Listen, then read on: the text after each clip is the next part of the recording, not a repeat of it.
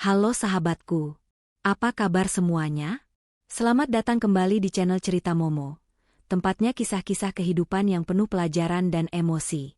Sebelum kita mulai cerita panas hari ini, ayo dukung channel ini dengan tekan tombol like dan subscribe dulu ya. Biar kita makin semangat berbagi cerita setiap harinya. Oh ya, Mimin mau kenalan nih sama kalian. Coba absen dulu di kolom komentar di bawah, tulis nama kalian, asal kota, dan ketik kata hadir. Mimin mau lihat nih, sahabat cerita Momo paling jauh dari kota mana aja. Nah, cerita hari ini dijamin bakal bikin dada kalian sesak tapi endingnya super puas. Pernah nggak sih kalian dihina mertua dan ipar cuma karena berasal dari desa? Dibilang anak kuli bangunan yang nggak level? Siap-siap ya, kita akan menyaksikan bagaimana kesombongan dibayar tunai. Ini dia kisah tentang Ayunda, dalam judul, Di Balik Topeng Gadis Desa. Selamat mendengarkan. Suara klakson mobil yang melengking panjang memecah keheningan pagi di lingkungan rumah kontrakan sederhana itu. Ayunda yang sedang menyapu halaman buru-buru meletakkan sapunya. Ia tahu betul siapa pemilik mobil city car berwarna merah menyala yang berhenti tepat di depan pagar kayu rumahnya yang catnya sudah mulai mengelupas. Itu mobil milik adik iparnya, Vina. Belum sempat Ayunda membuka pagar sepenuhnya, kaca mobil sudah turun. Wajah Vina yang dipoles riasan tebal muncul dengan senyum sinis. Di sebelahnya, duduk Bu Fitri, ibu mertua Ayunda, yang menatap rumah kontrakan itu dengan tatapan meremehkan, seolah-olah ia sedang melihat tumpukan barang rongsokan yang tidak berharga. Mereka berdua turun dari mobil dengan gaya yang dibuat-buat. Vina langsung mengibaskan tangannya di depan hidung, seakan ada bau tak sedap yang mengganggu penciumannya. Aduh, Mbak Ayunda, rumah kok debunya banyak banget sih? Apa enggak pernah dibersihkan? Kasihan Mas Ragil kalau pulang kerja capek-capek harus lihat rumah kotor begini, sindir Vina tajam. Padahal, Ayunda baru saja selesai mengepel lantai dan rumah itu sangat bersih. Hanya saja perabotannya memang tua dan sederhana. Ragil yang mendengar suara keributan di depan rumah segera keluar. Wajahnya masih terlihat lelah karena baru pulang lembur semalam demi mengejar target pekerjaan. Melihat ibunya datang, Ragil bergegas mendekat dan menyalimi tangan Bu Fitri dengan takzim. Namun, respons Bu Fitri sungguh di luar dugaan. Ia menarik tangannya cepat-cepat, lalu menepuk-nepuk bekas sentuhan Ragil seolah ada kuman yang menempel.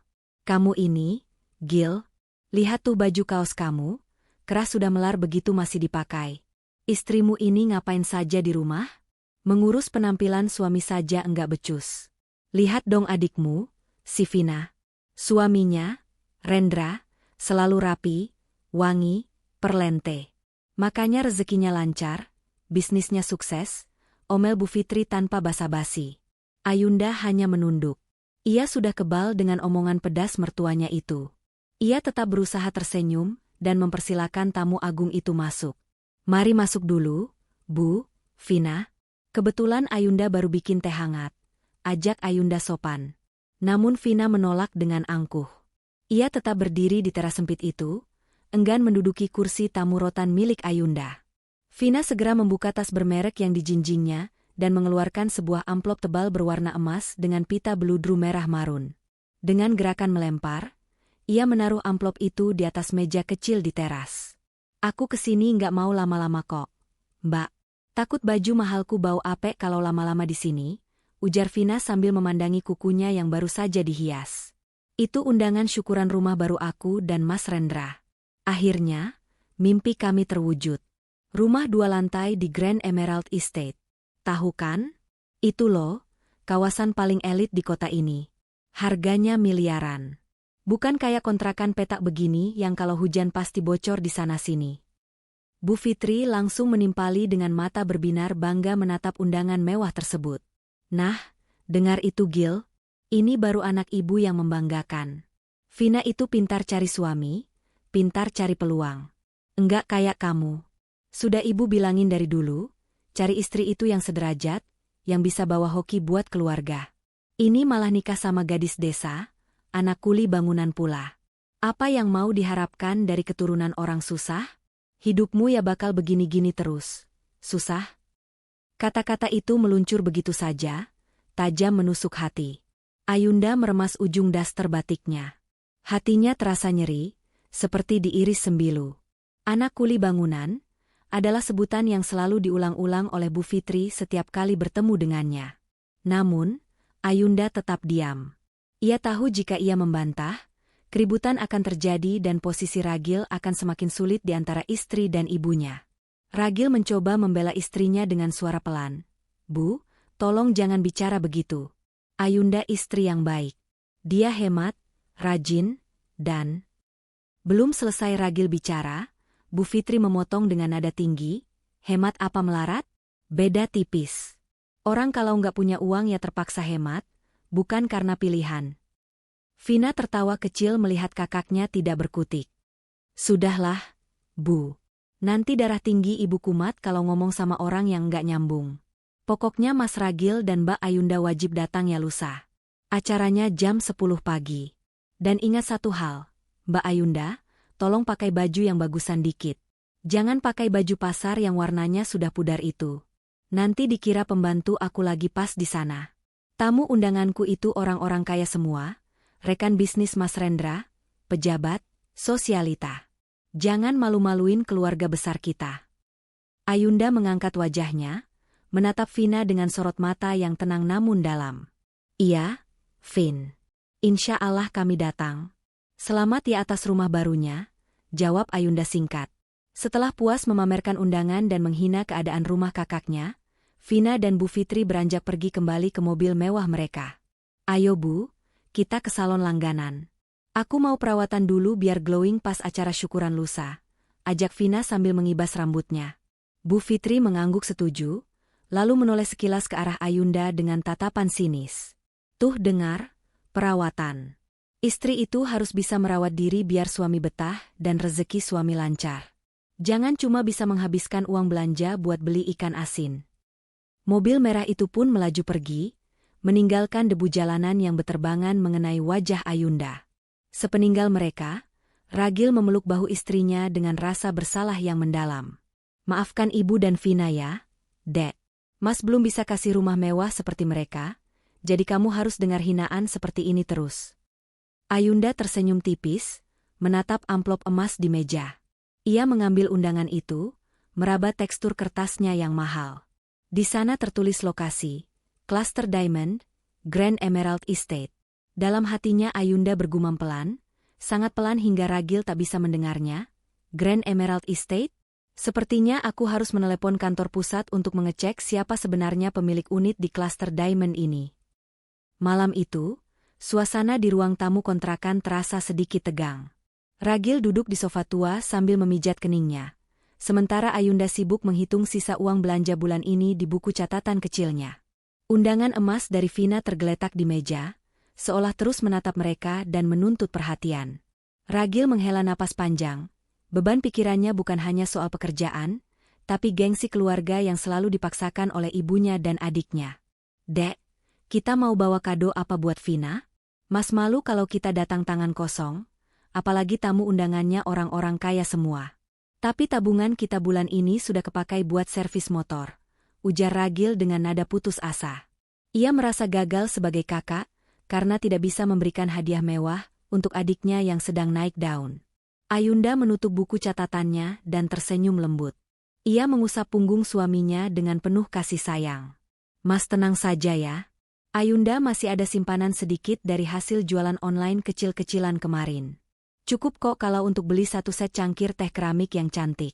Kelihatannya elegan tapi harganya masih masuk akal. Nanti kita bungkus yang rapi biar terlihat mewah." Keesokan harinya, sepulang Ragil kerja, mereka menyempatkan diri mampir ke sebuah pusat perbelanjaan perlengkapan rumah tangga. Ayunda mengajak Ragil ke bagian pecah belah. Mata Ayunda tertuju pada sebuah set cangkir teh berwarna putih tulang dengan lis emas di pinggirannya.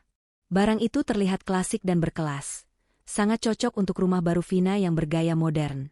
Ayunda membolak-balik label harganya, menimbang-nimbang sebentar, lalu mengangguk mantap. "Ini bagus, Mas. Pas banget buat Vina yang suka menjamu tamu," kata Ayunda sambil mengangkat kotak kemasan barang tersebut. Namun, belum sempat mereka berjalan menuju kasir, suara yang sangat familiar terdengar dari arah belakang. "Heh, kalian ngapain pegang-pegang barang mahal itu? Jangan bikin malu kalau nanti pas di kasir kartunya ditolak. Ragil dan Ayunda menoleh serempak. Ternyata Bu Fitri juga sedang berada di sana. Beliau sedang menenteng beberapa kantong belanjaan besar berisi sprei mahal dan hiasan dinding. Rupanya Bu Fitri sedang berbelanja kado tambahan untuk Vina.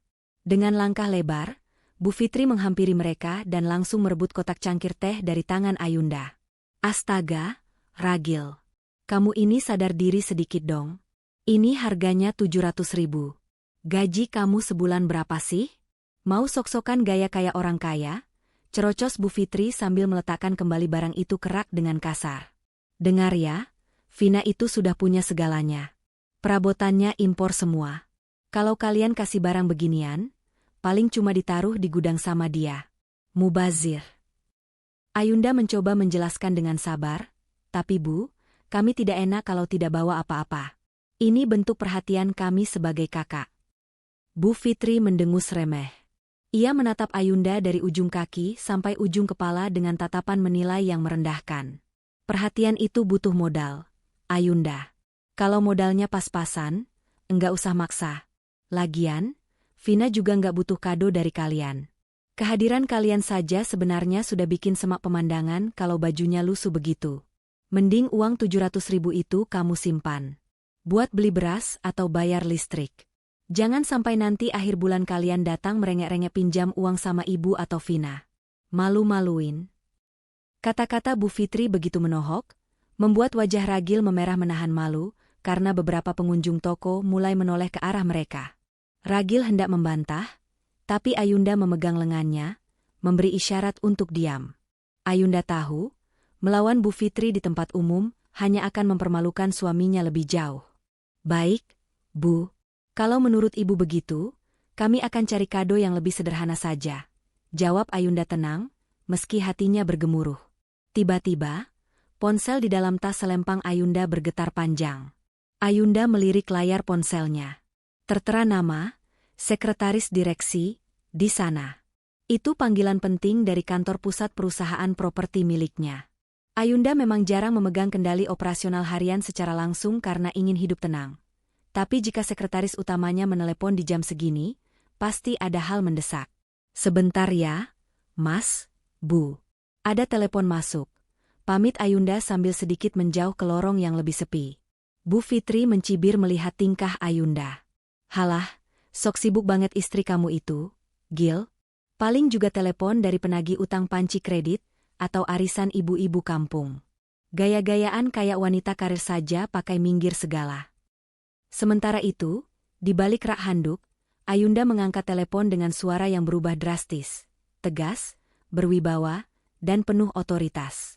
Sangat berbeda dengan nada bicaranya saat menghadapi mertuanya. Halo, ada apa? Saya sedang ada urusan keluarga, ucap Ayunda pelan namun tajam. Suara di seberang sana terdengar panik, maaf mengganggu Ibu Komisaris. Saya cuma mau konfirmasi ulang jadwal inspeksi mendadak ke proyek Grand Emerald Estate lusa besok. Pak Herman, manajer area, belum tahu kalau Ibu pemilik aslinya. Apakah perlu kami informasikan ke manajemen sana untuk penyambutan? Ayunda terdiam sejenak. Ia teringat undangan Vina yang lokasinya tepat di proyek tersebut. Sebuah senyum misterius terukir di bibirnya. Tidak perlu. Jangan bocorkan identitas saya. Biarkan semuanya berjalan natural. Saya akan datang sebagai tamu undangan biasa di salah satu unit warga. Tapi, pastikan Pak Herman siap di kantor pemasaran jam 2 siang. Saya mau lihat laporan keuangan penjualan klaster Diamond, ada yang tidak beres dengan data pembeli di sana. Siap, laksanakan Bu, jawab sekretaris itu. Ayunda menutup telepon dan kembali memasang wajah polos, gadis desa, nya. Ia kembali menghampiri Ragil dan Bu Fitri. Siapa yang telepon? Debt collector? Tanya Bu Fitri sinis. Bukan, Bu. Cuma teman lama dari desa tanya kabar. Jawab Ayunda berbohong demi menjaga rahasianya. Ya sudah, ayo pulang. Ngapain lama-lama di sini? Bikin sakit mata saja lihat kalian mau beli barang yang enggak sesuai dompet. Ketus Bu Fitri sambil berlalu pergi meninggalkan anak dan menantunya yang masih berdiri mematung. Ragil menatap istrinya dengan tatapan sendu. Maaf ya, Dek. Gara-gara Ibu, kita nggak jadi beli kado itu.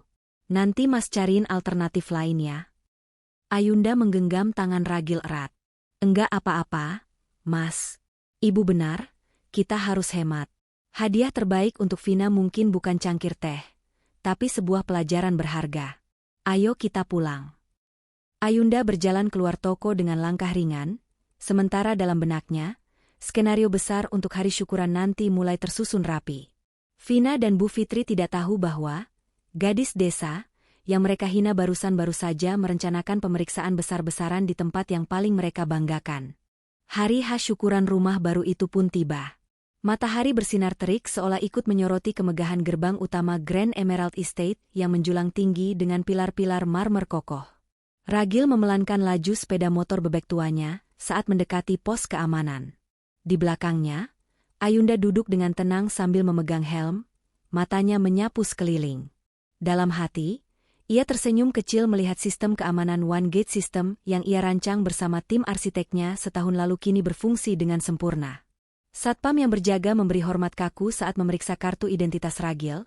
Tatapannya sedikit menyelidik melihat kendaraan roda 2 yang catnya sudah kusam itu masuk ke kawasan di mana rata-rata penghuninya menggunakan mobil mewah.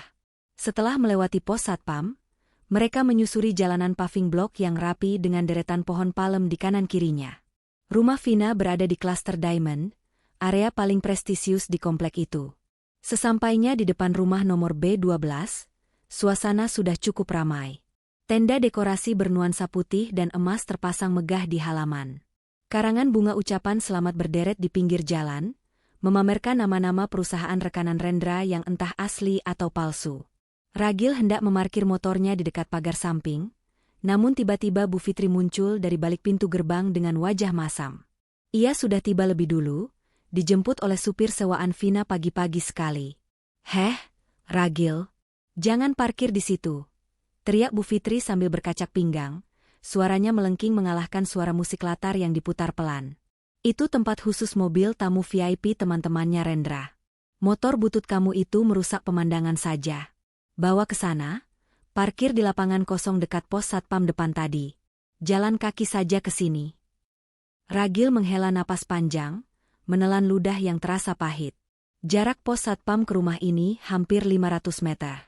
"Tapi Bu, panas banget kalau jalan kaki. Lagian ini kan masih ada tempat di pojok."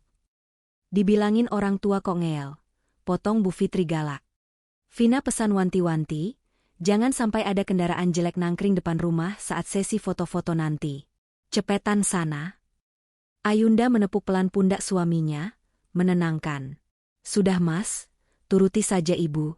Biar Ayunda turun di sini, Mas parkir di sana ya. Nanti Mas jalan pelan-pelan saja biar nggak keringatan."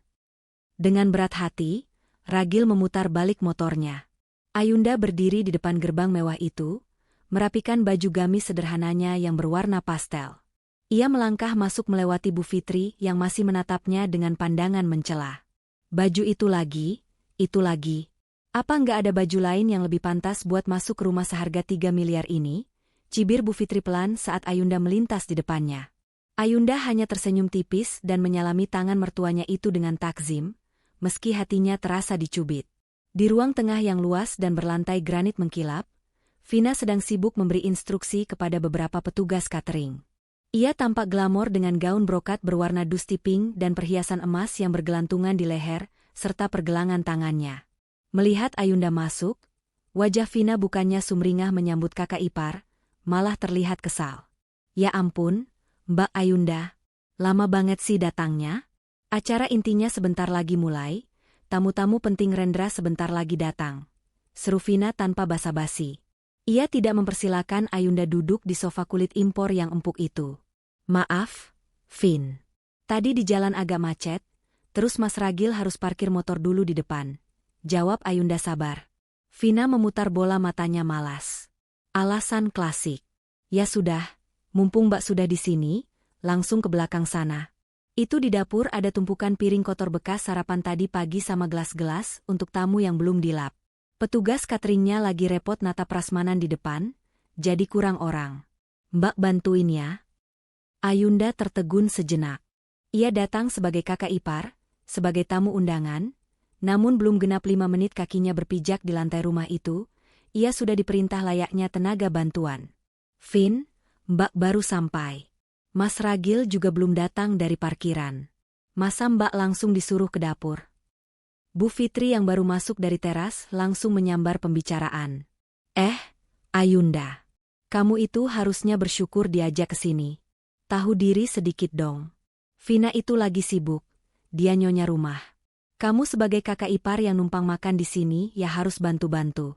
Jangan cuma mau enaknya saja duduk manis kayak nyonya besar.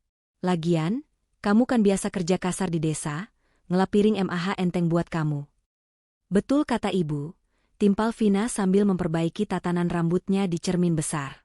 Anggap saja itu kontribusi Mbak karena nggak bawa kado yang berharga. Mas Rendra bilang, tamu yang bakal datang nanti orang-orang high class. Kalau Mbak duduk di ruang tamu dengan baju begitu, nanti dikira pembantu yang lagi istirahat. Mending Mbak standby di dapur saja, biar aman. Penghinaan itu begitu telanjang dan menyakitkan. Mereka tidak hanya merendahkan status ekonominya, tapi juga harga dirinya sebagai manusia. Namun, Ayunda teringat rencana besarnya. Ia harus menahan emosi ini sedikit lagi. Ia menarik napas dalam-dalam, mengatur detak jantungnya agar tetap tenang. "Baik, Bu, Vina. Kalau itu mau kalian, aku akan ke dapur," ucap Ayunda datar. Ayunda berjalan menuju dapur bersih yang terletak di bagian belakang rumah. Sambil berjalan, mata tajamnya, mata seorang ahli struktur bangunan, tidak bisa dibohongi. Ia melihat retakan rambut halus di pertemuan dinding dan plafon dekat tangga. Ia juga melihat kualitas finishing cat di tembok dapur yang agak bergelombang, tanda pengerjaan yang buru-buru. Dalam hati ia mencatat, sepertinya kontraktor yang ditunjuk Rendra untuk renovasi interior ini main curang, atau Rendra yang memangkas biaya tukang. Sesampainya di dapur, tumpukan piring kotor memang menggunung di wastafel. Tidak ada pembantu rumah tangga di sana. Rendra dan Vina memang terkenal pelit untuk urusan gaji karyawan, sehingga mereka sering gonta-ganti pembantu. Ayunda menggulung lengan bajunya dan mulai menyalakan keran air. Dinginnya air membasuh tangannya, namun tak bisa memadamkan api yang mulai membara di dadanya. Tak lama kemudian, Ragil muncul di pintu dapur dengan napas terengah-engah dan keringat bercucuran di pelipisnya. Ia kaget melihat istrinya sedang mencuci piring dengan posisi membelakangi keramaian pesta. "Dek, kok kamu di sini? Kita kan tamu, kenapa kamu nyuci piring?"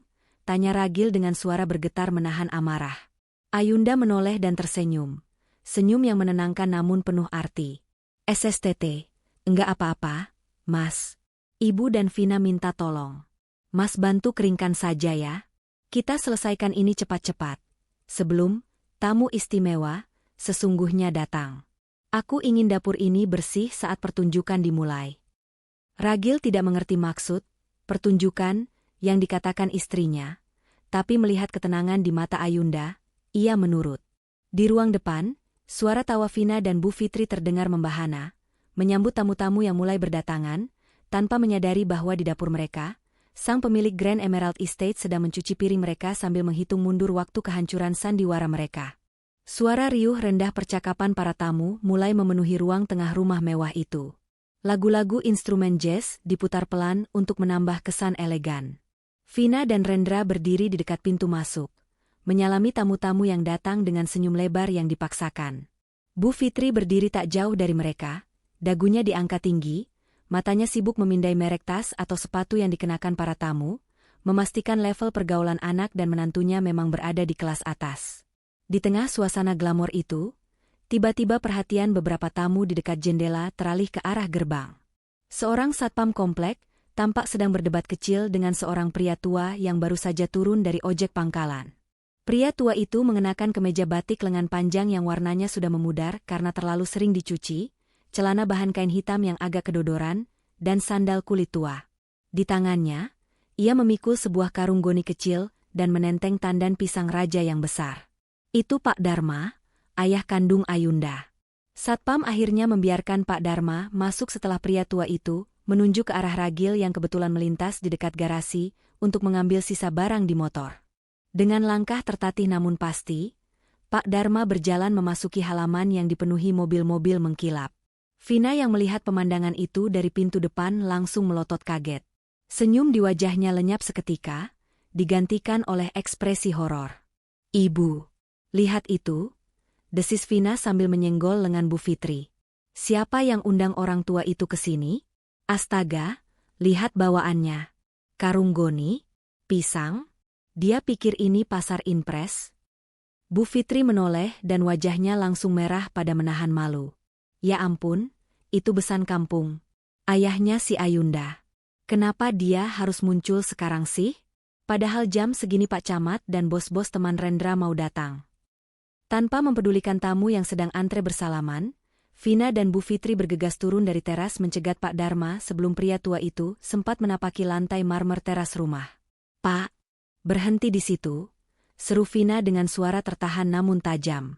Tangannya diangkat, memberi isyarat stop. Pak Dharma tersenyum ramah, memperlihatkan kerutan-kerutan di wajahnya yang teduh. Ia meletakkan tandan pisang itu pelan-pelan di atas rumput Jepang yang rapi. "Assalamualaikum, Nak Vina, Bu Fitri." Bapak dengar Vina syukuran rumah baru. Bapak datang mau ikut mendoakan. "Ini Bapak bawakan pisang raja hasil kebun sendiri, manis sekali rasanya. Sama ini ada beras merah organik 1 karung kecil buat kalian." Bukannya berterima kasih, Vina justru menutup hidungnya dengan sapu tangan sutra. "Pak, tolong ya. Ini acara modern, acara orang-orang elit. Enggak ada yang makan pisang beginian di sini. Nanti dikira kami melihara monyet kalau ada pisang ngejogrok di depan rumah." Bu Fitri ikut menimpali dengan nada ketus. "Pak Dharma, kalau mau datang itu embok ya lihat situasi. Baju Bapak itu bau apek, bau tanah. Lihat tamu-tamu saya, wangi semua. Nanti kalau bau Bapak kecium sama mereka, selera makan mereka hilang. Bikin malu keluarga saja." Pak Dharma tertegun. Senyumnya perlahan memudar, namun ia tidak marah. Ia hanya menunduk melihat pakaiannya sendiri. "Maaf Bu, ini baju batik terbaik yang saya punya. Sudah saya setrika licin tadi pagi." "Licin apanya?" "Itu kerah sudah belel," potong Vina kasar. Ia menendang pelan tandan pisang di rumput itu dengan ujung sepatu hak tingginya. "Singkirkan barang-barang rongsokan ini ke belakang. Jangan sampai kelihatan tamu VIP-ku. Dan Bapak, jangan masuk lewat pintu depan. Lewat pintu samping sana, langsung ke halaman belakang saja. Duduk di situ, jangan keluyuran ke ruang tengah." Ayunda yang baru saja selesai mencuci piring di dapur mendengar keributan samar-samar dari arah depan. Perasaannya tidak enak. Ia segera mengelap tangannya dan berlari kecil ke teras, diikuti Ragil. Betapa hancurnya hati Ayunda melihat ayahnya yang sangat ia hormati sedang berdiri mematung di halaman, dibentak-bentak oleh mertua dan adik iparnya. "Bapak," seru Ayunda. Ia berlari menuruni tangga teras dan langsung memeluk lengan ayahnya yang kurus. "Ayunda," bisik Pak Dharma pelan. Matanya berkaca-kaca melihat putrinya, namun ia berusaha tegar. Ragil menyusul dengan wajah tegang. "Bu, Vina, kenapa Bapak diperlakukan begini? Bapak tamu kita juga. Beliau jauh-jauh datang dari desa naik bus umum, sambung ojek, cuma buat kasih selamat." "Ragil, kamu jangan bikin ribut," sentak Bu Fitri. Matanya melotot tajam ke arah anaknya. "Ibu nggak larang dia datang. Ibu cuma minta dia tahu tempat. Lihat tuh tamu-tamu di dalam sudah mulai lirik-lirik ke sini. Kamu mau ibu jantungan karena malu?" Vina menunjuk ke arah lorong samping rumah yang sempit dan agak gelap. "Sudah, enggak usah drama. Mbak Ayunda, bawa bapakmu lewat sana. Taruh barang-barang kampung ini di gudang belakang atau buang saja sekalian.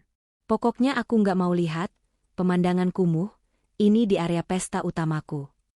Ayunda merasakan darahnya mendidih. Tangannya mengepal kuat hingga buku-buku jarinya memutih. Ingin rasanya ia berteriak bahwa pisang dan beras yang mereka hina itu ditanam di tanah berhektar-hektar yang nilainya jauh lebih mahal dari rumah klaster ini. Ingin rasanya ia mengatakan bahwa ayahnya bukan sekadar petani biasa.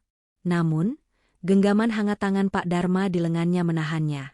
Pak Dharma menepuk punggung tangan Ayunda, memberi kode lewat tatapan matanya yang bijak. "Sabar, Enduk. Jangan rusak acaramu sendiri. Mengalah bukan berarti kalah." Ayunda menarik napas panjang, menelan gumpalan emosi di tenggorokannya. Ia menatap Vina dan Bu Fitri dengan sorot mata yang sulit diartikan, campuran antara belas kasih dan ancaman tersembunyi.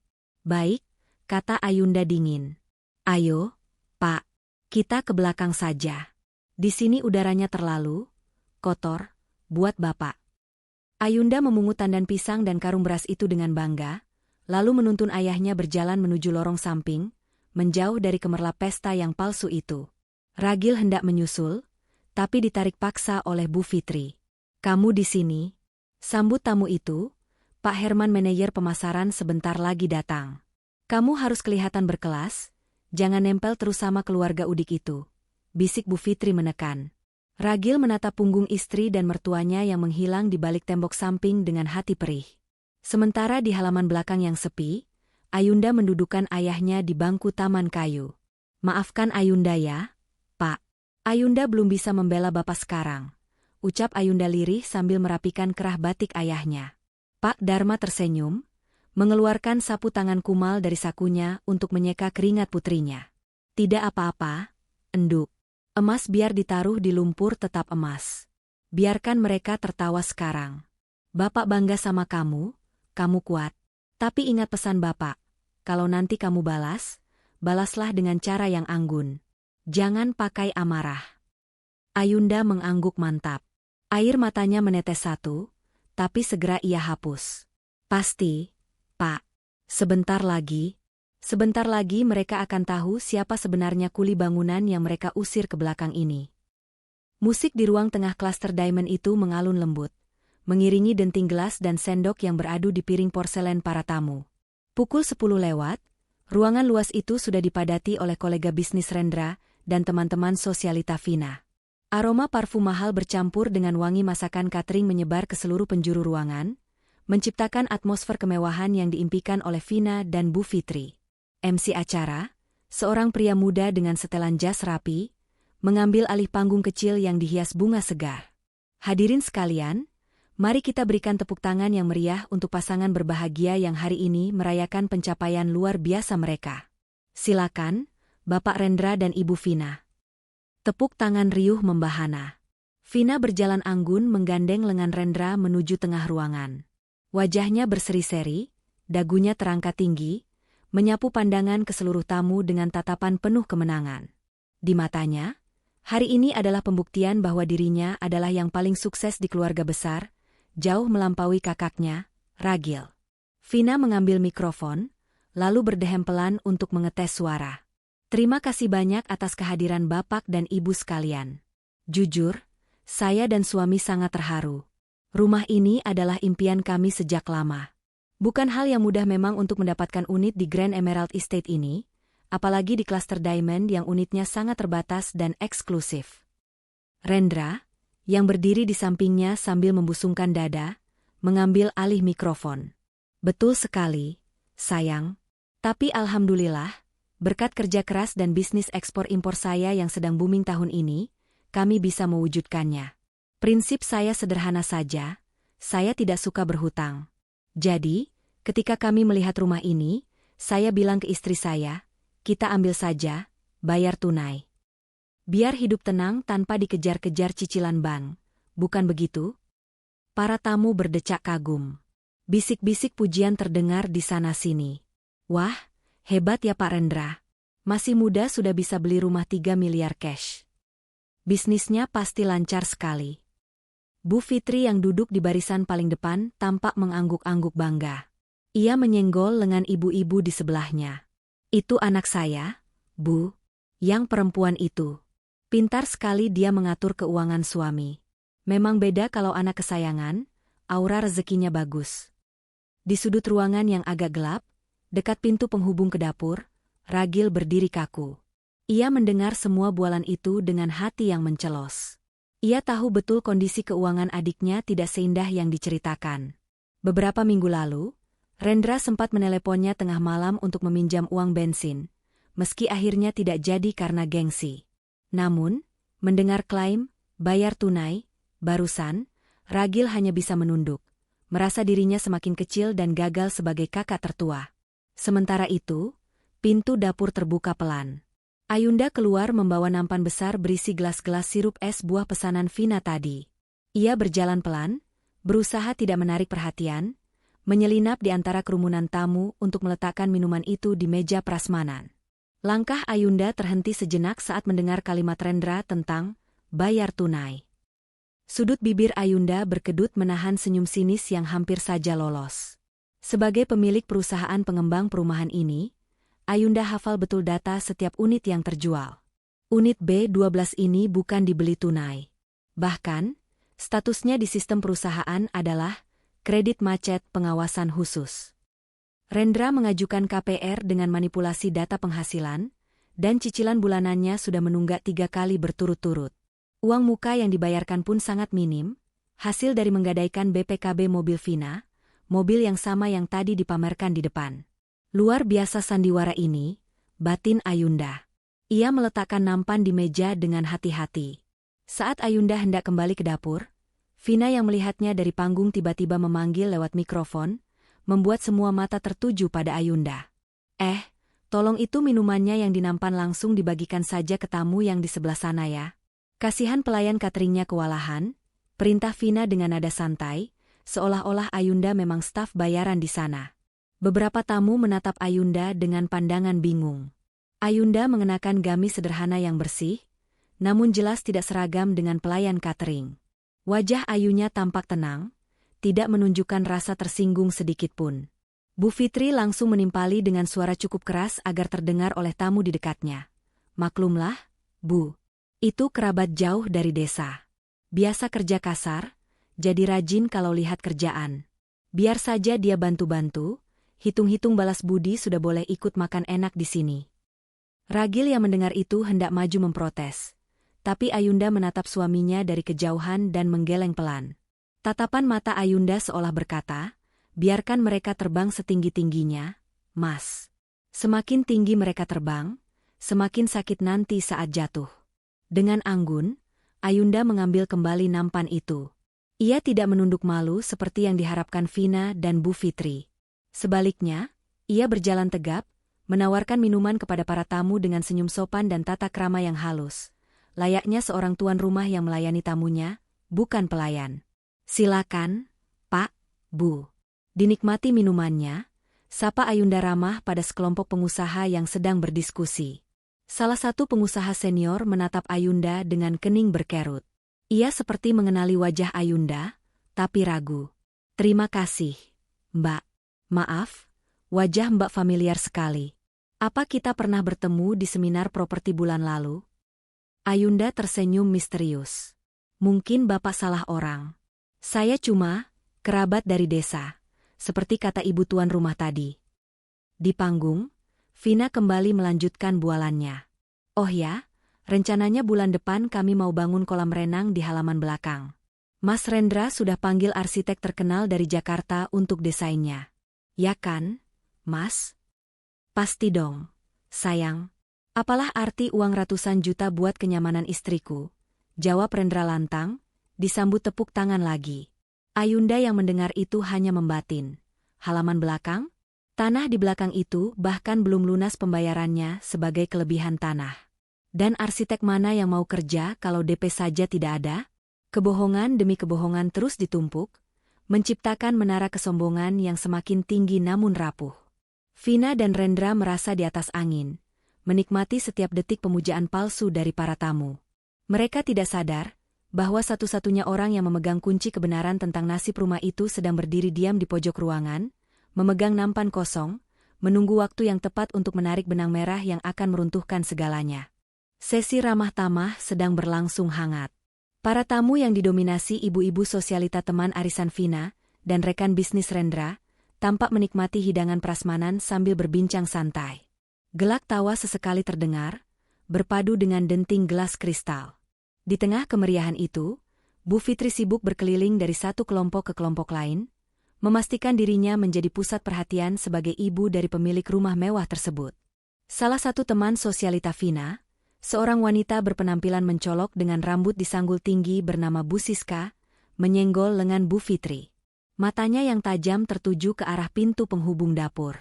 Di sana, Ayunda sedang berdiri diam sambil memegang serbet, baru saja selesai membersihkan tumpahan kuah sate yang dijatuhkan salah satu anak tamu. Penampilannya yang sederhana namun anggun dengan wajah polos, tanpa riasan tebal justru, membuatnya terlihat kontras dan menarik perhatian di antara para tamu yang menor. Jeng Fitri. Itu siapa sih wanita yang berdiri di dekat dapur itu? Wajahnya lumayan manis. Tapi kok bajunya kayak orang susah? Dari tadi saya perhatikan dia sibuk bersih-bersih, tapi kayaknya bukan seragam catering deh. Apa itu pembantu baru Vina? Tanya Bu Siska dengan suara yang cukup keras, membuat beberapa tamu di sekitarnya ikut menoleh. Bu Fitri langsung tertawa renyah, tawa yang dibuat-buat untuk menutupi rasa malunya.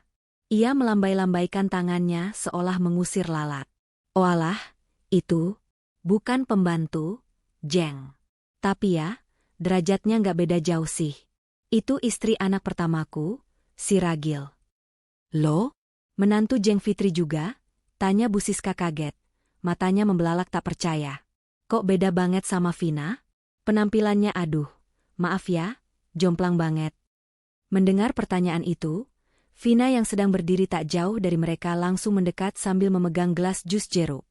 Ia tersenyum sinis, merasa ini momen yang tepat untuk semakin meninggikan dirinya dengan cara menginjak orang lain.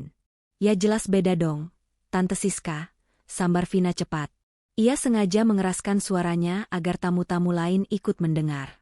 Aku kan nikah sama Rendra, pengusaha sukses. Kita selevel. Kalau Mas Ragil itu, yah, namanya juga nasib. Dia salah pilih istri. Itu si Ayunda cuma gadis desa, Tante. Bapaknya kuli bangunan. Tahu kan kuli? Yang biasa ngaduk semen kotor-kotoran itu. Suasana di sekitar mereka mendadak hening. Beberapa tamu menahan napas, sebagian lagi berbisik-bisik sambil melirik kasihan, atau jijik, ke arah Ayunda. Bu Fitri merasa mendapat panggung. Ia melanjutkan dengan nada dramatis, seolah-olah dirinya adalah korban kebaikan hatinya sendiri. Iya, Jeng. Sebenarnya saya malu mengakuinya. Tapi mau bagaimana lagi? Gadis desa itu dipungut sama anakku jadi istri. Kasihan kalau nggak ditolong, mungkin di desa dia cuma jadi buruh tani. Makanya saya suruh dia bantu-bantu di sini, biar tahu diri sedikit. Makan enak gratis, ya harus bayar pakai tenaga dong. Wah, Jeng Fitri ini hatinya mulia sekali ya. Puji Bu Siska, meski nadanya terdengar menyindir. Masih mau nerima menantu dari kalangan bawah begitu. Kalau saya sih, amit-amit deh punya besan kuli bangunan. Apa nggak takut rumahnya nanti bau keringat? Gelak tawa meledak di kelompok itu. Vina ikut tertawa paling keras. Hahaha, Tante bisa saja. Makanya tadi bapaknya si Ayunda datang bawa karung goni, langsung aku usir ke halaman belakang. Takut ngerusak pemandangan karpet mahalku. Di pojok ruangan, wajah Ragil memerah padam. Telinganya berdengung mendengar istri dan ayah mertuanya dijadikan bahan lelucon di depan umum. Hatinya hancur berkeping-keping. Harga dirinya sebagai suami diinjak-injak tepat di depan matanya sendiri. Ia melihat Ayunda yang masih berdiri tegak di sana, wajahnya menunduk tapi tidak menangis. Istrinya itu terlihat begitu tegar, namun ketegaran itu justru membuat luka di hati Ragil semakin perih. Ragil tak tahan lagi. Ia menerobos kerumunan tamu yang sedang tertawa itu tanpa permisi, langkahnya lebar dan penuh amarah. Ia menghampiri Ayunda, lalu mencengkeram pergelangan tangan istrinya dengan lembut namun tegas. Ayo pulang, Dek, bisik Ragil dengan suara bergetar menahan tangis. Kita pulang sekarang. Persetan dengan acara ini. Mas enggak rela kamu dan Bapak dihina seperti sampah di sini. Kita ambil Bapak di belakang, lalu kita pergi. Masih banyak tempat yang bisa menghargai kita, bukan di neraka ini. Ayunda menatap mata suaminya. Ia melihat cinta yang besar dan rasa sakit yang mendalam di sana. Perlahan, Ayunda melepaskan cengkeraman tangan Ragil, lalu menggenggam telapak tangan suaminya yang kasar itu dengan kedua tangannya. Ia tersenyum, kali ini bukan senyum sedih, melainkan senyum penuh keyakinan yang aneh. Jangan, Mas. Jangan pulang dulu, ucap Ayunda pelan, hampir seperti berbisik. Kenapa? Kamu mau terus-terusan jadi tontonan mereka? Desak Ragil tak percaya. Ayunda menggeleng pelan. Ia mendekatkan wajahnya ke telinga Ragil, matanya berkilat tajam menatap ke arah pintu masuk utama. Kita tidak boleh pulang sebelum hidangan utamanya keluar, Mas. Kesabaran kita sebentar lagi akan berbuah. Tunggu 5 menit lagi, pertunjukannya baru akan dimulai.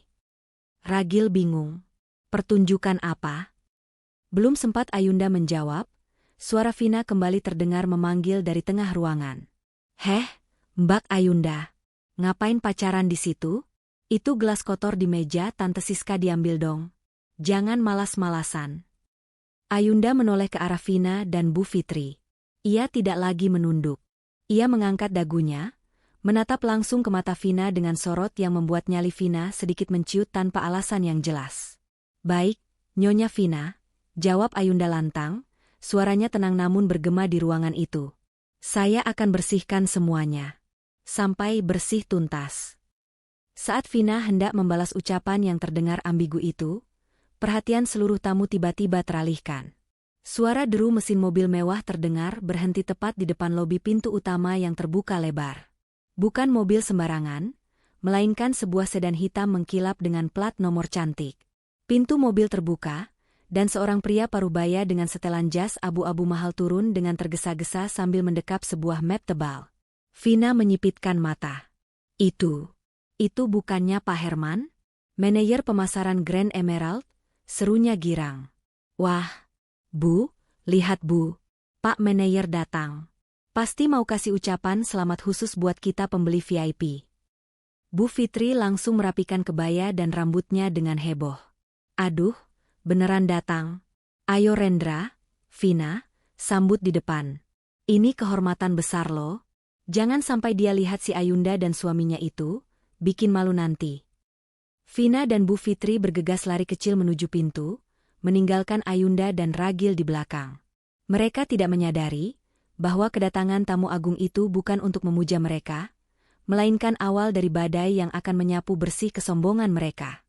Ayunda hanya berdiri diam di samping suaminya, menghitung mundur dalam hati. 3, 2, 1.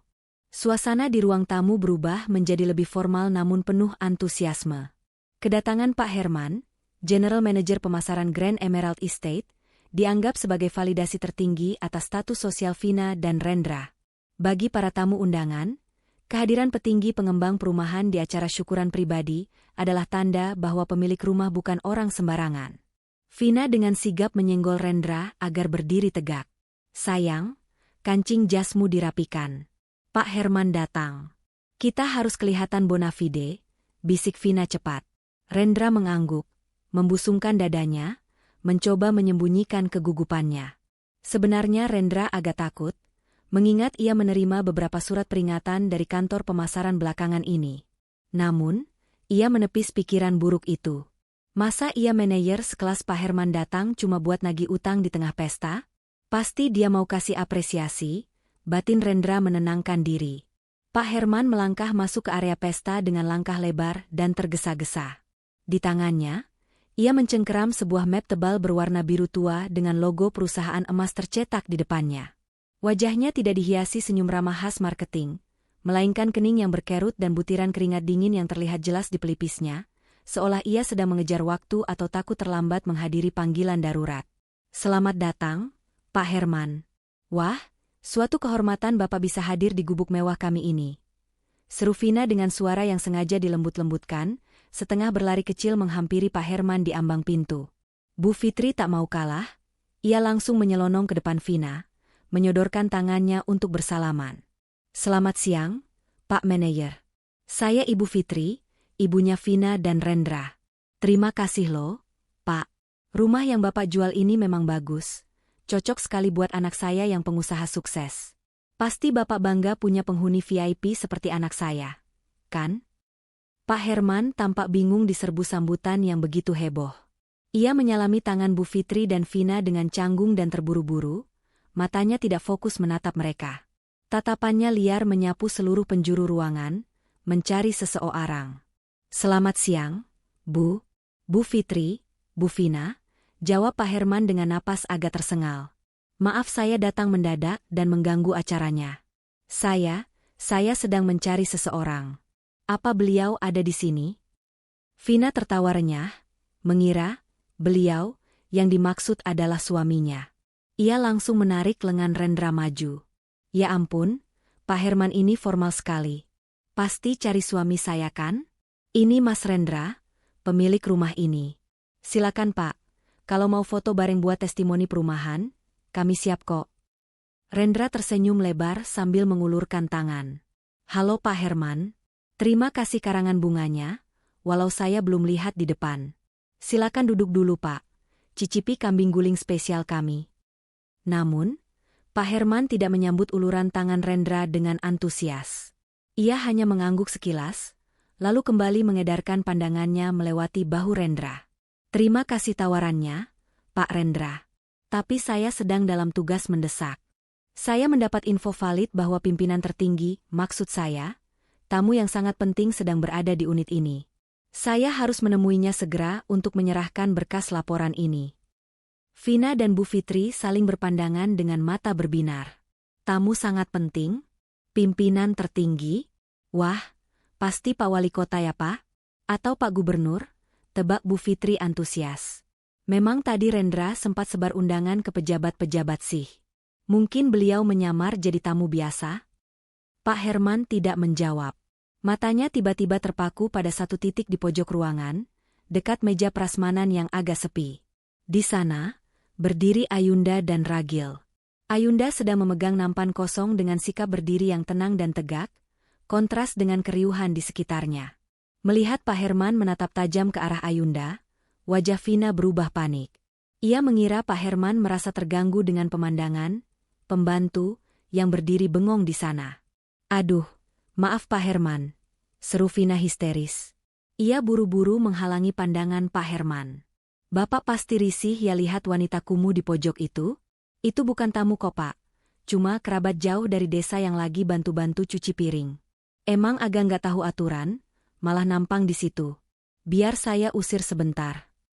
Vina berbalik badan dan melotot ke arah Ayunda, melambaikan tangannya dengan gerakan mengusir yang kasar. Heh, Mbak Ayunda, ngapain kamu berdiri di situ kayak patung? Masuk ke dapur. Jangan bikin malu di depan Pak Manayer. Lihat tuh, Pak Herman sampai ngelihatin kamu terus saking jijiknya. Ragil yang mendengar bentakan itu mengepalkan tangannya, siap maju untuk membela istrinya. Namun lagi-lagi, tangan halus Ayunda menahannya. Ayunda tidak beranjak. Ia malah menatap lurus ke arah Pak Herman dan mengangguk pelan. Sangat pelan, seolah memberi kode. Pak Herman yang melihat anggukan itu, wajahnya langsung pucat pasi. Ia mengabaikan ocehan Vina dan Bu Fitri. Dengan gerakan refleks yang mengejutkan semua orang, Pak Herman menepis pelan tangan Vina yang menghalanginya, lalu berjalan cepat setengah berlari membelah kerumunan tamu menuju ke arah Ayunda. Pak Herman mau kemana? Panggil Rendra bingung. Mungkin mau negur langsung, biar si Ayunda tahu rasa. Cetus Bu Fitri dengan senyum puas. Baguslah, biar dia sadar kalau levelnya itu merusak pemandangan orang kaya. Para tamu menahan napas, penasaran apa yang akan dilakukan manajer berdasi itu kepada wanita sederhana di pojok ruangan. Vina tersenyum lebar, membayangkan Ayunda akan dimaki-maki karena dianggap menyusup atau tidak pantas berada di klaster elit. Pak Herman semakin dekat. Jaraknya tinggal 2 meter dari Ayunda. Ragil pasang badan, siap melindungi istrinya jika Pak Herman bertindak kasar. Maaf Pak, istri saya tidak salah apa-apa. Ragil mulai berkata dengan nada defensif. Namun, apa yang terjadi detik berikutnya membuat seluruh ruangan hening seketika, seolah waktu berhenti berputar. Pak Herman tidak marah. Ia justru berhenti tepat di depan Ayunda, merapikan jasnya dengan gugup, lalu membungkukkan badannya dalam-dalam, sebuah gestur penghormatan yang sangat sopan dan takzim, seolah ia sedang menghadap ratu. Selamat siang, Bu Ayunda. Suara Pak Herman terdengar bergetar namun jelas di tengah keheningan itu. Mohon maaf atas keterlambatan saya. Saya tidak menyangka Ibu Komisaris Utama akan melakukan inspeksi mendadak di unit ini tanpa pengawalan. Senyum Vina yang tadinya lebar perlahan kaku, lalu luntur, berganti dengan mulut yang menganga tak percaya. Bu Fitri membelalakan matanya sampai hampir keluar. Gelas di tangan Rendra miring, menumpahkan isinya ke lantai marmer yang ia banggakan. Komisaris Utama? Desis Vina dengan suara tercekat di tenggorokan. Ayunda menatap Pak Herman dengan tatapan datar, lalu melirik sekilas ke arah Vina dan Bu Fitri yang masih mematung. Perlahan, senyum penuh wibawa terukir di bibirnya. Topeng gadis desa itu kini mulai retak, menampakkan wajah sang penguasa yang sebenarnya. Suara piring keramik yang jatuh dari tangan Rendra memecah keheningan yang mencekam itu. Prang! Pecahan beling berserakan di lantai, seirama dengan hancurnya atmosfer pesta yang semula penuh gelak tawa. Namun, tidak ada satupun pelayan yang berani maju untuk membersihkannya. Semua mata terpaku pada pemandangan absurd di depan mereka. Seorang manajer berdasi membungkuk hormat pada wanita berpakaian sederhana yang baru saja dianggap pembantu. Vina adalah orang pertama yang sadar dari keterkejutannya. Namun bukannya menerima kenyataan, otaknya menolak keras fakta di depan mata. Ia tertawa, sebuah tawa sumbang yang terdengar histeris dan dipaksakan. Ia berjalan sempoyongan mendekati Pak Herman, lalu menarik kasar lengan jas pria itu agar tegak kembali. "Pak Herman, Bapak ini kenapa sih? Mabuk ya?" Pekik Vina dengan suara melengking tinggi. Jari telunjuknya yang berkutek merah menunjuk wajah Ayunda dengan tidak sopan. "Bapak lihat baik-baik. Ini Ayunda, istrinya Mas Ragil, kakak ipar saya yang kampungan itu. Dia bukan siapa-siapa, Pak. Dia cuma gadis desa anak kuli bangunan yang numpang makan di acara saya. Bapak pasti salah orang atau mata Bapak rabun. Jangan bikin lelucon gila di acara saya." Bu Fitri ikut maju dengan napas memburu. Wajahnya pucat, tapi kesombongannya masih tersisa. "Iya Pak. Bapak jangan ngawur. Mana mungkin dia komisaris? Komisaris itu penampilannya berkelas. Pakai berlian, pakai tas branded kayak saya atau Vina. Bukan pakai gamis pasar Tanah Abang begini. Ayunda, kamu apakan Pak Herman? Kamu pakai guna-guna ya biar dia linglung?" tuduh Bu Fitri membabi buta. Pak Herman menepis tangan Vina dengan kasar. Wajahnya yang tadi gugup kini berubah merah padam karena marah. Ia merasa terhina pimpinan tertingginya direndahkan sedemikian rupa tepat di depan hidungnya. "Cukup," bentak Pak Herman.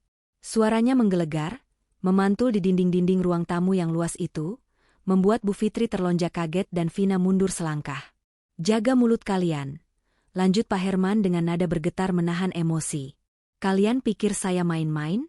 Kalian sedang berbicara tentang Ibu Ayunda Pertiwi, pemilik tunggal PT Emerald Land. Beliau adalah orang yang menandatangani gaji saya setiap bulan, dan orang yang mendanai pembangunan seluruh kawasan Grand Emerald Estate ini, termasuk rumah yang sedang kalian injak." Kalimat Pak Herman menghantam Vina dan Bu Fitri telak di ulu hati. Lutut Vina terasa lemas seketika. Ia menatap Ayunda dengan tatapan kosong, mulutnya menganga tapi tak ada suara yang keluar. Rendra, yang berdiri di belakang, wajahnya sudah seputih kertas. Ia tahu betul nama, Ayunda Pertiwi, yang tertera di kop surat tagihan hutangnya. Tapi ia tidak pernah menyangka bahwa itu adalah kakak iparnya sendiri. "Pemilik tunggal?"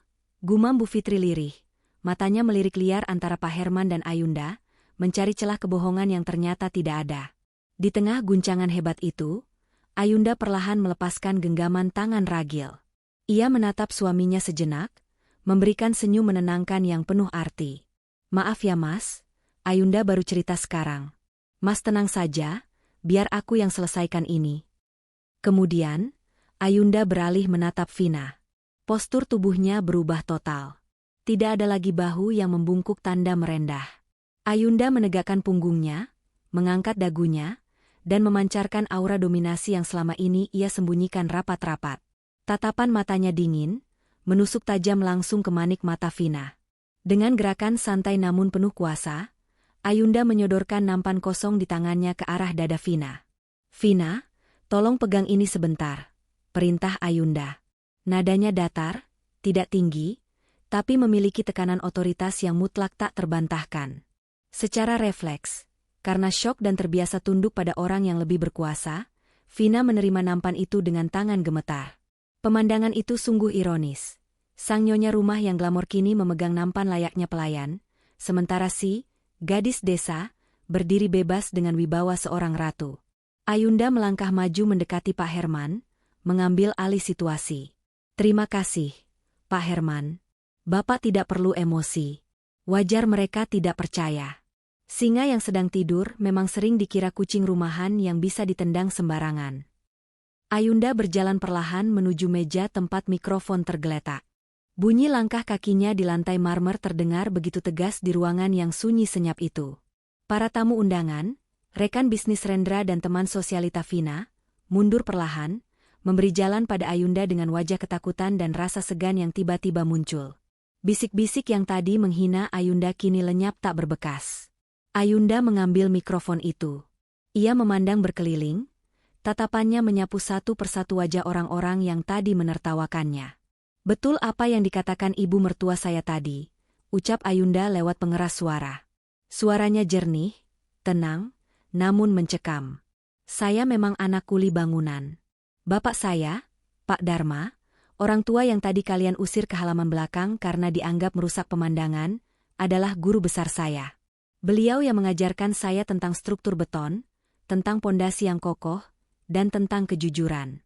Berkat ilmu dari kuli bangunan, itulah, saya bisa mendirikan perusahaan properti ini 5 tahun lalu dan membeli ribuan hektar tanah di kota ini. Ayunda menjeda kalimatnya, lalu berjalan pelan mendekati Bu Fitri yang kini bersandar lemas di dinding dekat pilar. Ibu selalu bilang uang saya cuma recehan, kan? Ibu bilang saya cuma parasit yang beruntung dinikahi ragil? Tapi ibu lupa satu hal, Bu. Di atas langit masih ada langit. Dan di atas tanah yang ibu pamerkan dengan sombong ini, ada sertifikat induk atas nama perusahaan saya. Bu Siska, teman arisan Vina, menutup mulutnya dengan tangan, berbisik pada temannya, mati kita tadi kita ikut ngetawain dia. Ternyata kita lagi ngetawain yang punya lapak. Ayunda tidak mempedulikan bisikan itu. Ia kembali menoleh ke Pak Herman dan mengulurkan tangannya. Pak, mana berkas laporan penjualan klaster Diamond yang saya minta lewat telepon tadi? Terutama data unit B12 ini. Saya ingin semua orang di sini tahu, prestasi, sesungguhnya dari adik ipar saya yang mengaku pengusaha sukses ini. Pak Herman dengan sigap menyerahkan map biru tebal itu kepada Ayunda dengan kedua tangan. Ini Bu, data lengkap. Riwayat pembayaran, bukti manipulasi data pendapatan, dan surat peringatan ban yang sudah 3 kali diabaikan. Ayunda menerima map itu. Ia menatap Rendra yang kini tubuhnya gemetar hebat, keringat dingin mengucur deras membasahi kemeja mahalnya. Jangan, Mbak Ayunda tolong. Cicit Rendra memelas, suaranya hampir tak terdengar saking takutnya. Hilang sudah gaya arogan yang tadi ia tunjukkan saat pamer mobil. Ayunda tersenyum tipis, senyuman yang membuat bulu kuduk Vina meremang. Kenapa Rendra? Tadi suaramu lantang sekali saat bilang beli rumah ini secara tunai cash keras. Kenapa sekarang menciut? Bukankah kita harus transparan di depan tamu-tamu terhormatmu ini? Mereka berhak tahu kebenaran di balik pesta mewah ini. Perlahan, Ayunda membuka tali map itu. Suara kertas yang dibalik terdengar begitu nyaring di telinga Rendra dan Vina, seperti suara lonceng kematian bagi harga diri mereka. Ayunda membaca sekilas isi dokumen itu, lalu menatap tajam ke arah Vina yang masih mematung memegang nampan. Nah, mari kita lihat, siapa sebenarnya yang numpang hidup di sini, ucap Ayunda dingin. Ayunda memegang mikrofon dengan tangan kiri, sementara tangan kanannya memegang lembaran dokumen yang baru saja diserahkan oleh Pak Herman. Ia tidak langsung membaca isinya. Ia membiarkan keheningan menyiksa Rendra dan Vina beberapa detik lebih lama. Tatapan mata para tamu kini tertuju penuh pada lembaran kertas itu, penasaran setengah mati akan aib apa yang tersembunyi di balik pesta megah ini. Bapak-bapak dan ibu-ibu sekalian, suara Ayunda memecah keheningan, tenang namun menusuk. Tadi adik ipar saya, Rendra, dengan bangga mengatakan bahwa rumah ini dibeli secara tunai keras. Hasil dari bisnis ekspor-impornya yang sukses besar. Benar begitu, Rendra? Rendra tidak menjawab. Lidahnya keluh, tubuhnya gemetar hebat hingga ia harus berpegangan pada pinggiran meja catering agar tidak ambruk. Ayunda tersenyum miring, lalu mulai membaca dengan lantang. Berdasarkan data resmi PT Emerald Land per hari ini, unit B12, Cluster Diamond. Atas nama pembeli, Rendra Saputra. Metode pembayaran, KPR tenor 25 tahun. Suara gasps, hela napas kaget, terdengar serempak dari para tamu. Bisik-bisik mulai berdengung seperti lebah. "Loh?" katanya Cash. "Kok KPR 25 tahun? Itu si nyicil seumur hidup." Celetuk salah satu tamu pria yang tadi sempat memuji Rendra. Ayunda melanjutkan, tidak memberi ampun. Status pembayaran saat ini, kredit macet. Menunggak angsuran selama 3 bulan berturut-turut. Total tunggakan beserta denda bunga berjalan, 45 juta rupiah. Catatan tambahan dari bank, surat peringatan ketiga, SP3, sudah dikirimkan minggu lalu, namun tidak ada tanggapan. Vina yang masih memegang nampan kosong merasa kakinya lemas seketika. Nampan perak itu terlepas dari tangannya, jatuh berdenting keras menimpa lantai marmer. Klontang. Bunyi itu seolah menjadi palu hakim yang memvonis kehancuran harga dirinya. "Bohong!" teriak Vina histeris, air matanya mulai luntur merusak maskara tebalnya. "Itu data palsu. Mas Rendra bilang bisnisnya lancar. Kami orang kaya. Kamu pasti manipulasi data itu karena irikan, Mbak." Ayunda menatap Vina dengan tatapan iba yang menyakitkan. Vina, kamu terlalu sibuk pamer sampai lupa bertanya dari mana suamimu dapat uang untuk pesta hari ini? Lihat halaman berikutnya."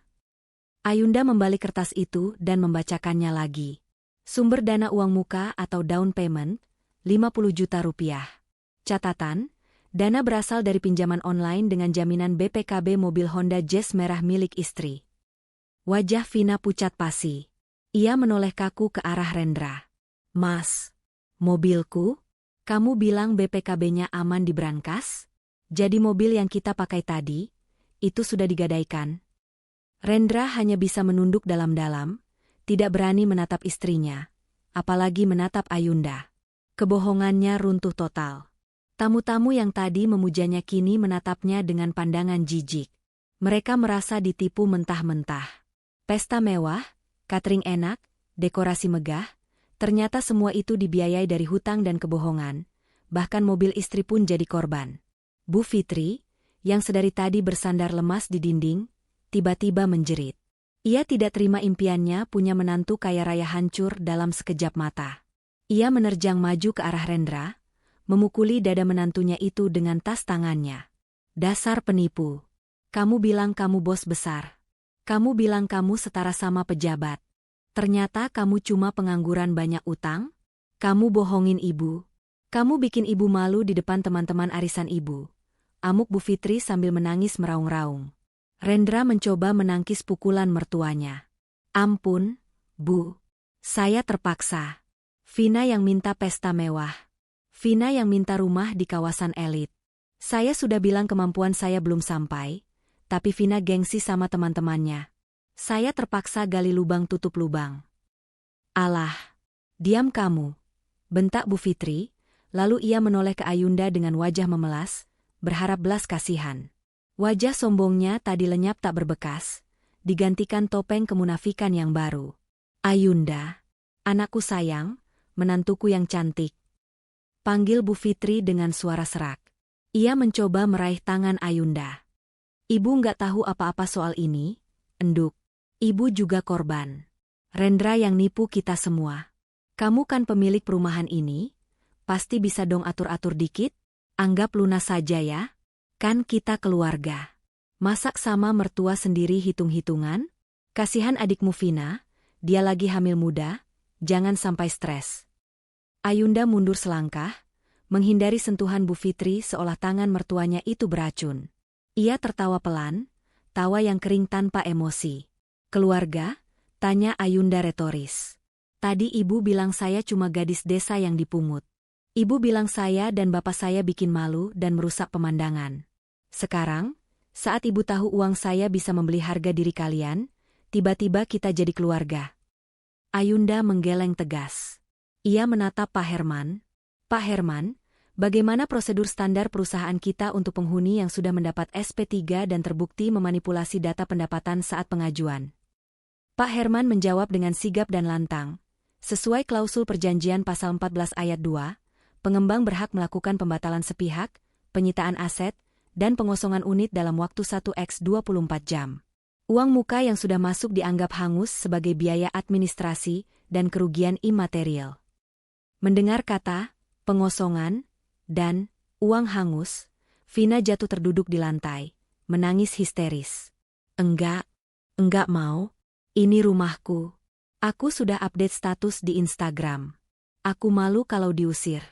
Mbak Ayunda jahat, tegas sama adik sendiri. Ayunda menatap adiknya yang sedang tantrum di lantai itu. Tidak ada lagi rasa kasihan di hatinya. Hinaan mereka terhadap ayahnya, Pak Dharma, sudah menutup pintu maaf Ayunda rapat-rapat. Yang jahat bukan Mbak Vin, tapi gengsimu sendiri, ucap Ayunda dingin. Dan satu lagi, Pak Herman. Tolong cek status diskon yang pernah saya setujui secara anonim untuk unit ini. Pak Herman membuka tabletnya. Ada diskon keluarga sebesar 30% yang ibu setujui bulan lalu, tanpa sepengetahuan pembeli. Totalnya sekitar 900 juta rupiah. Para tamu kembali ternganga. Diskon 900 juta? Itu angka yang fantastis. Ayunda mengangguk. Batalkan diskon itu sekarang juga. Masukkan ke dalam tagihan hutang mereka. Jadi kalau mereka mau ambil barang-barang pribadi mereka keluar dari sini, mereka harus lunasi dulu denda dan sisa hutang administrasinya penuh. Tanpa potongan 1 rupiah pun. Siap, laksanakan Bu Komisaris, tegas Pak Herman. Rendra mendongak, matanya melotot horor. Mbak, 900 juta? Dari mana saya dapat uang segitu? Itu sama saja membunuh saya, Mbak. Ayunda menatap Rendra tajam. Itu urusanmu. Siapa suruh kamu menghina kuli bangunan? Asal kamu tahu, uang 900 juta yang mau saya kasih itu adalah hasil keringat saya dan bapak saya yang kamu hina itu. Karena kamu merasa lebih hebat dari kami, berarti kamu tidak butuh bantuan dari uang kuli, kan? Ragil, yang sedari tadi dia menyaksikan istrinya beraksi, merasakan dadanya sesak oleh rasa haru dan bangga. Ia melihat sosok Ayunda bukan lagi sekadar istri yang penurut, melainkan wanita besi yang sedang menegakkan keadilan bagi keluarga mereka. Ragil berjalan mendekat, berdiri tegap di samping Ayunda, lalu merangkul bahu istrinya di hadapan semua orang. Sudah cukup jelaskan, Bu? Vina? Rendra? Suara Ragil terdengar berat dan berwibawa. Pesta sudah selesai. Silakan nikmati hidangan terakhir kalian di rumah ini, karena besok pintu ini akan digembok. Bu Siska dan tamu-tamu lain mulai berbisik-bisik. Ayo pulang yuk, malu banget ada di sini. Ternyata rumah sengketa. Satu persatu tamu mulai meletakkan piring mereka dan berjalan keluar tanpa pamit pada Vina. Tapi mereka semua menyempatkan diri mengangguk hormat atau tersenyum sungkan ke arah Ayunda saat melewatinya. Ayunda menarik napas panjang, lalu meletakkan mikrofon itu kembali ke meja. Ia berbalik badan, menatap Ragil. Mas, tolong jemput Bapak di halaman belakang. Bilang sama Bapak, kita pulang sekarang. Ada restoran enak di depan komplek, kita makan di sana saja. Di sini, udaranya terlalu penuh kepalsuan. Namun, sebelum Ragil sempat bergerak, Vina yang sudah gelap mata tiba-tiba bangkit berdiri. Wajahnya merah padam, penuh dendam. Ia merasa dipermalukan habis-habisan. Ia menyambar sebuah gelas kaca dari meja di dekatnya dan mengangkatnya tinggi-tinggi, siap melemparkannya ke arah kepala Ayunda. Dasar wanita ular. Mati kau, teriak Vina kalap. Awas dek, seru Ragil panik. Tapi Ayunda tidak bergeming. Ia bahkan tidak berkedip. Pak Herman dengan gerakan refleks seorang mantan atlet bela diri, melompat maju dan menangkis tangan Vina hingga gelas itu terlempar ke dinding dan pecah berantakan. Tahan dia, perintah Pak Herman kepada 2 orang sekuriti yang baru saja masuk karena mendengar keributan. Sekuriti berseragam safari hitam itu langsung memegangi kedua tangan Vina. Bu Fitri menjerit-jerit melihat anaknya ditahan satpam. Kekacauan di rumah B12 itu mencapai puncaknya, menjadi tontonan gratis yang menyedihkan namun memuaskan bagi siapa saja yang menghargai kejujuran. Ayunda menatap adiknya yang meronta-ronta itu dengan tatapan terakhir yang dingin, menutup babak pengungkapan fakta ini dengan sempurna. Ayunda melangkah pasti menuju pintu samping yang terhubung ke halaman belakang, tempat di mana ayahnya dibuang tadi. Ragil mengikuti di belakangnya dengan langkah tegap, tidak lagi menunduk seperti sebelumnya. Di sana, di atas bangku taman kayu yang keras, Pak Dharma duduk tenang sambil berzikir. Karung beras dan tandan pisang yang tadi dihina Vina masih tergeletak rapi di dekat kakinya. Pria tua itu tampak damai, seolah hiruk-pikuk dan teriakan histeris dari dalam rumah sama sekali tidak mengganggu ketenangannya. Melihat putrinya datang, Pak Dharma tersenyum teduh. Sudah selesai acaranya. Enduk, cepat sekali. Ayunda berlutut di hadapan ayahnya, meraih tangan keriput yang kasar itu dan menciumnya lama. Air mata yang sejak tadi ia tahan akhirnya menetes. Bukan karena sedih, tapi karena rasa lega yang luar biasa. Sudah, Pak. Acaranya sudah selesai. Panggung sandiwara mereka sudah runtuh. Ragil ikut berjongkok di sebelah Ayunda. Maafkan Ragil, Pak. Ragil gagal melindungi Bapak tadi. Ragil janji, ini terakhir kalinya Bapak diperlakukan seperti ini oleh keluarga saya. Pak Dharma menepuk bahu menantunya pelan. Tidak apa-apa, Nak Ragil. Gusti Allah tidak tidur. Kehormatan seseorang itu tidak terletak pada di mana dia duduk, tapi bagaimana dia bersikap. Ayo, kita pulang. Bapak sudah lapar, ingin makan masakan Ayunda. Mereka bertiga bangkit berdiri. Ayunda menggenggam tangan kiri ayahnya, sementara Ragil mengangkat karung beras dan tandan pisang itu di pundaknya dengan bangga. Mereka berjalan masuk kembali ke dalam rumah untuk menuju pintu keluar utama. Pemandangan di ruang tengah kini sungguh mengenaskan, berbanding terbalik dengan kemewahan 1 jam yang lalu. Tamu-tamu sudah pulang semua, menyisakan ruangan yang berantakan.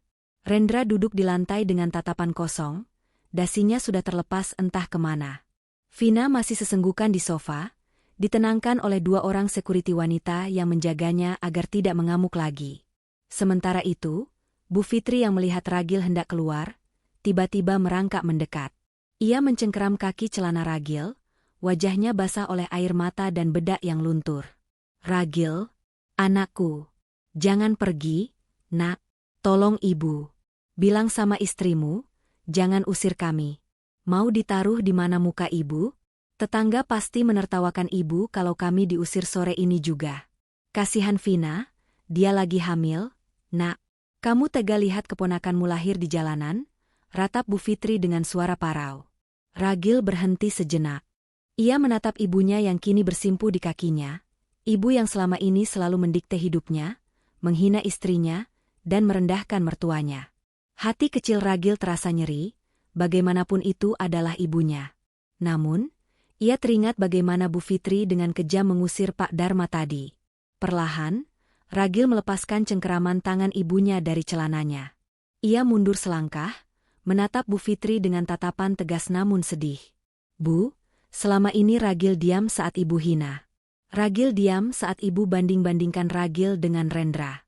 Tapi saat ibu menghina ayah dari istri Ragil, ibu sudah melampaui batas. Ucap Ragil berat. Soal Vina hamil atau tidak, itu tanggung jawab Rendra sebagai suami.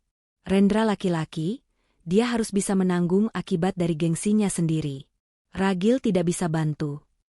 Bu Fitri meraung, durhaka kamu, Gil. Lebih mementingkan istri daripada ibu kandung. Ayunda yang berdiri di samping Ragil akhirnya angkat bicara. Suaranya tenang, mengakhiri drama itu. Mas Ragil tidak durhaka, Bu. Dia hanya sedang menjadi imam yang adil. Dan soal rumah ini, Pak Herman. Pak Herman yang sedang mengawasi stafnya mendata aset, segera menghadap. Siap, Bu Ayunda. Saya beri kelonggaran, kata Ayunda. Mata Bu Fitri dan Vina berbinar secerah harapan. Mereka mengira Ayunda akan luluh. Beri mereka waktu sampai besok pagi jam 8 untuk mengemasi barang-barang pribadi. Lanjut Ayunda tegas. Setelah jam 8, ganti semua kunci pintu dan segel rumah ini. Dan pastikan tagihan catering hari ini dibebankan ke Rendra. Jangan pakai uang perusahaan sepeser pun. Harapan Bu Fitri kembali hancur berkeping-keping. Itu bukan pengampunan, hanya penundaan eksekusi. Ayo, Mas. Ayo, Pak. Kita pulang ke rumah kontrakan kita. Biarpun kecil dan bau apek, kata mereka, tapi di sana kita beli beras pakai uang halal, bukan hasil menipu, sindir Ayunda tajam sambil melirik Rendra yang masih membatu. Mereka bertiga melangkah keluar dari pintu utama yang megah itu. Di luar, matahari sore bersinar keemasan, menyambut mereka dengan hangat.